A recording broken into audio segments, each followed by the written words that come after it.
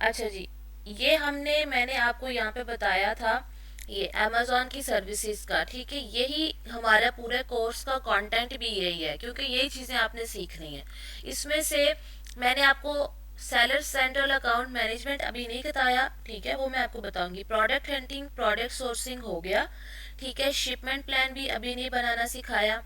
उसके बाद product listing भी नहीं, ये दोनों चीज़ें इधर आती हैं, ठीक है। लिस्टिंग ऑप्टिमाइजेशन, अब हम देखते हैं कि ये क्या है। कीवर्ड रिसर्च मैंने आपको सिखा दिया है, ठीक है, कि वो कैसे होती है। कंपैटिटर एनालिसिस भी मैंने आपको बता दिया है कि अपने कंपटीटर को ओपन करके आपने देखना है कि उसने क्या लिखा है, कैसे लिखा है, बल्कि आज भी वो काफ़ी हद तक क्लियर हो जाएगा। अच्छा, कंटेंट राइटिंग ये वाला, और लिस्टिंग ऑप्टिमाइजेशन 6, ये 6 वाला और 12 वाला सेम है, ठीक है। कोई कंटेंट राइटिंग भी कहता है और कोई लिस्टिंग ऑप्टिमाइजेशन भी कहता है, ये तकरीबन दोनों चीजें सेम ही है। ओके, तो हम आज का जो हमारा टॉपिक है that is going to be product sourcing का हमारा ये पार्ट हो गया। अच्छा, ये एक चीज रह गई है और वो है इंस्पेक्शन कंपनी। अच्छा, एक और बात आप में से किसी ने नहीं पूछा कि अगर हमारी इन्वेंट्री हम बनाते हैं और हमारी इन्वेंट्री अगर ठीक तरीके से नहीं बनती, ठीक है, हमारी इन्वेंट्री जो है वो खराब बना देता है अगर कोई, तो मुझे कैसे पता चलेगा? क्योंकि मैं तो पाकिस्तान में बैठा हुआ हूँ और चीज बनवा के मैं अमेरिका भेज रहा हूँ या यूके भेज रहा हूँ, तो मुझे कैसे पता चलेगा कि मेरा माल ठीक बना है या नहीं? उसके लिए हम एक कंपनी को हायर करते हैं। देखिए, अगर आप एक जगह पे 10-20 लाख का सामान बनवा रहे हैं, ठीक है, तो उस 10-20 लाख के सामान के लिए अगर आपको किसी को हायर भी करना पड़ता है थोड़ी देर के लिए, तो आप उनको हायर कर लें। और ये कंपनी प्रोफेशनल कंपनी है, इसका नाम है कीमा। www.kima.com, यहाँ पर आप जाएंगे और आप जाके उन्हें बताएंगे कि जी मेरा माल फलां फैक्ट्री में बन रहा है। आपने वहाँ जाना है, वो आपको वहाँ से वीडियोस, पिक्चर्स, आप उन्हें जो जो डिटेल्स देंगे वो आपकी चीज़ें चेक करेंगे, आपको ओके की रिपोर्ट देंगे, तो ही आप अपना माल आगे से उठवाएंगे, ठीक है। ये कीमा कंपनी इस चीज़ में आपको जो है वो हेल्प आउट करेगी। इसको एक दफ़ा गूगल ज़रूर कर लीजिएगा, बड़ा सिंपल सा तरीका होगा। अगर फिर भी कोई कन्फ्यूजन होता है तो आप मुझसे पूछ लीजिएगा, ठीक है। अच्छा, उसके बाद रेवेन्यू कैलकुलेटर, अमेजोन या अमेजोन FBA कैलकुलेटर भी कहते हैं। अच्छा, ये एफ स्मॉल में ही जा रहा है, चले, कैलकुलेटर, ठीक है। अमेजोन FBA कैलकुलेटर भी इसको कहते हैं। अब ये क्या चीज़ है, मैंने आपको बताया कि आपने चेक करना है कि 25% हमारा प्रॉफिट मार्जिन से लेके 35% तक हमारा प्रॉफिट मार्जिन होना चाहिए।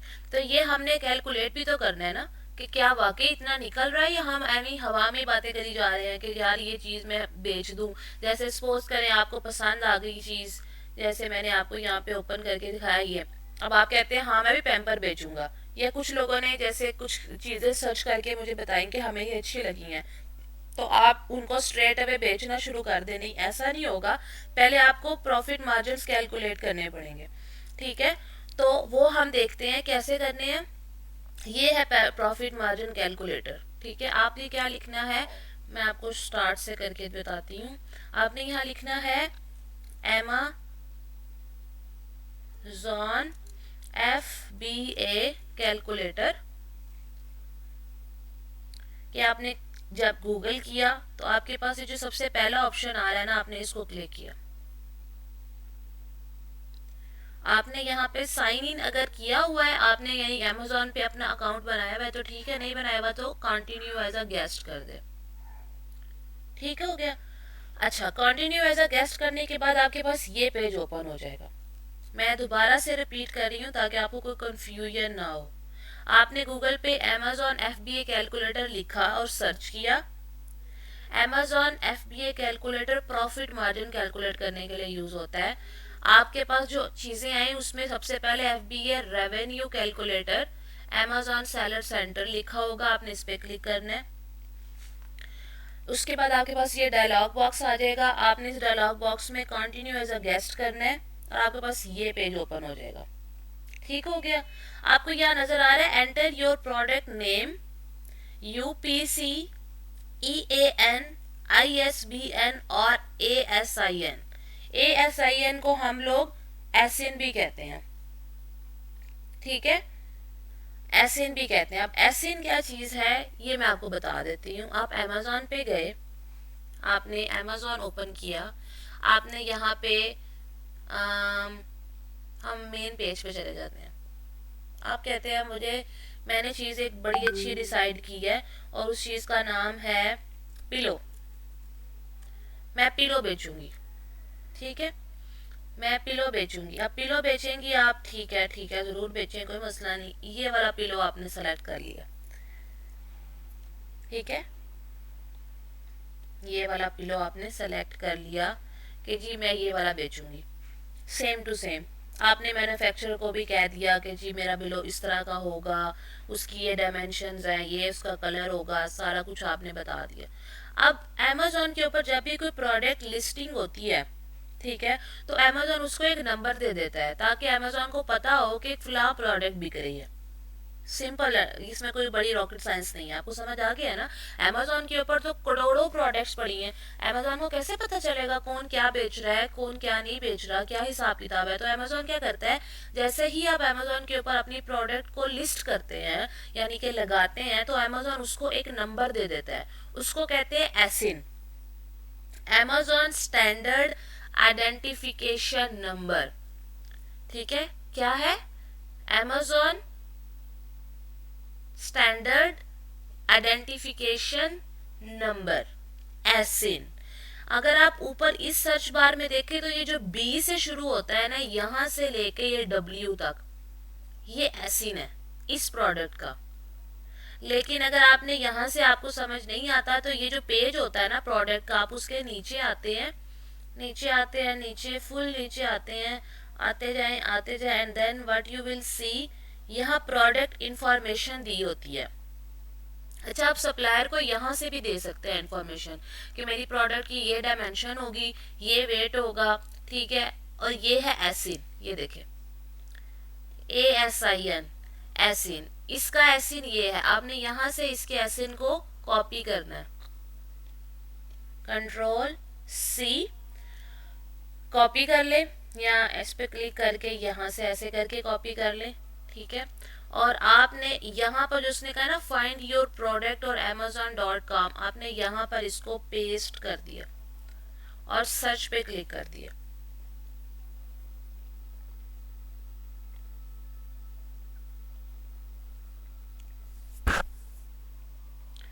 सेम प्रोडक्ट ओपन हो गया, ठीक हो गया। अच्छा, अब हमने ये प्रोडक्ट क्यों ओपन किया है? क्योंकि हम इस प्रोडक्ट के प्रॉफिट मार्जिन कैलकुलेट करने लगे हैं कि क्या हम ये प्रोडक्ट बेच सकते हैं, शुड वी सेल इट। अच्छा जी, ये नीचे कैलकुलेटर है, अब आपने बहुत ध्यान से देखना है। ओके, यहाँ पर आपके पास,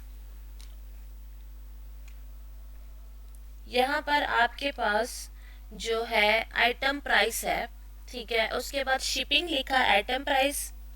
आप इसके ऊपर माउस लेकेंगे को बताएगा कि क्या है, प्राइस चार्ज टू कस्टमर, यानी कि आप कस्टमर को ये चीज कितने की बेचेंगी या बेचेंगे। Amazon adds the item price and shipping when accessing competitive across seller, कि वो कहता है कि आपने जो चीज जितने की बनवाई है और जितने की आगे आपको शिपिंग पड़ी है, वो दोनों को ऐड करके आपने बताना है।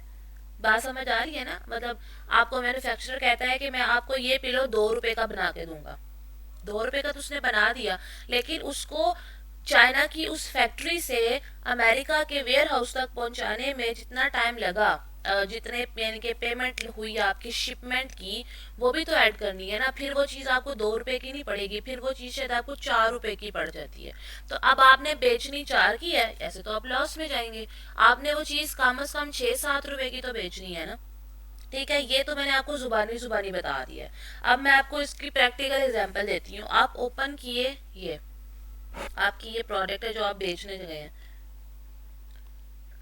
इसकी प्राइस चेक करें।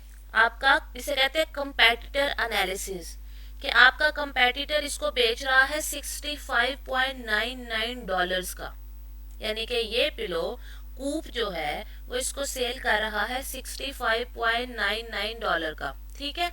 आपने यहाँ पर आइटम की प्राइस 65.99 नहीं रखनी, क्यों? क्योंकि आपसे तो कोई नहीं खरीदेगा ना। आप एक तो मार्केट में नई नई दुकान ओपन करके बैठे हैं, ऊपर से आप चीजें भी बेच रहे हैं सस्ती, और सॉरी महंगी बेच रहे हैं। तो आप कोशिश करें कि आप $1 या $2 नीचे रख के बेचें। तो हम कहते हैं कि हम 65.99 की जगह पे हम इसको 62.99 की सेल करेंगे। कस्टमर को भी तो अट्रैक्शन देनी है ना। ठीक है। अब उसके बाद शिपिंग, अगर तो आपने डीडीपी किया है, यानी कि अगर आपने ये 62.99 में अगर आपने इसको बनवाया है लेट्स सपोज 55 रुपीज का या डॉलर्स का, तो और उसने आपको ये अमेरिका के वेयर हाउस तक पहुंचा के दिया है, तो शिपमेंट तो जीरो हो गई, क्योंकि उसने वो आपसे अलहदा चार्ज नहीं की। लेकिन अगर आपको उसने FOB कर दिया है और आगे से आपने खुद उसको पहुंचाया है, तो हो सकता है कि वो 3 रुपए पड़ा हो। एग्जाम्पल दे रही हूँ, वो तो आपको पता चल जाएगा ना जब आप बनवा रहे होंगे, आपके पास ये सारी कैलकुलेशंस होंगी कि परफेक्ट क्या है। मैं एग्जाम्पल में दे रही हूँ, यहाँ हो सकता है 4 ले ली हो। फिलहाल हम DDP करेंगे, क्योंकि ये मैंने बोला था हम प्रेफर करते हैं कि हम DDP करें। ठीक है। अच्छा, DDP हो गया। उसके बाद ठीक है, ये शिपिंग जीरो हो गई। अब ये शिप टू अमेजोन भी यहाँ पे हमारे पास जीरो आएगा। ठीक है, क्योंकि हमने उसे शिपमेंट करवाने के अंदर कोई चीजें पे नहीं की। ठीक है। उसके बाद हमारे पास monthly storage cost per unit जो है ये हम नहीं दे रहे अभी, ना ये हमने बतानी है। हमारे पास एवरेज इन्वेंट्री जो है ये यूनिट स्टोर्ड, यहाँ पे अभी फिलहाल हम उसको 1 1 रखेंगे कि हम एक एक यूनिट भेज रहे हैं। ये जब हम आगे भेजेंगे, जब फाइनल हमारे पास चीजें तैयार होती हैं, तो फिर हम ये चेंज कर सकते हैं। हो सकता है हम 10 यूनिट्स भिजवा रहे हैं, हो सकता है 20 भिजवा रहे हैं, वो तब की बात है। फिलहाल इसको हम 1 1 यूनिट रख देते हैं। Cost of the product, cost of the product आपको पता है ना कितने की पड़ी है आपको।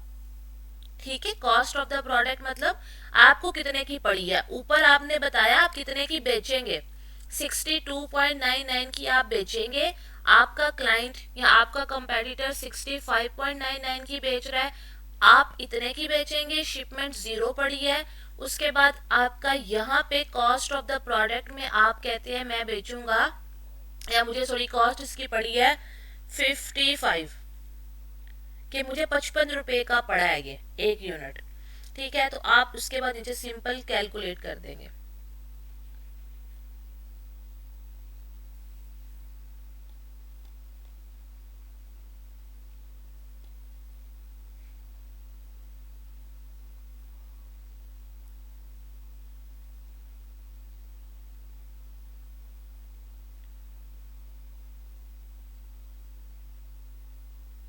हाँ, इंटरनेट चला गया ना एकदम,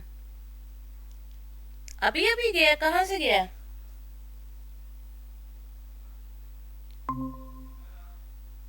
हाँ, अभी अभी आ गए, वी आर बैक।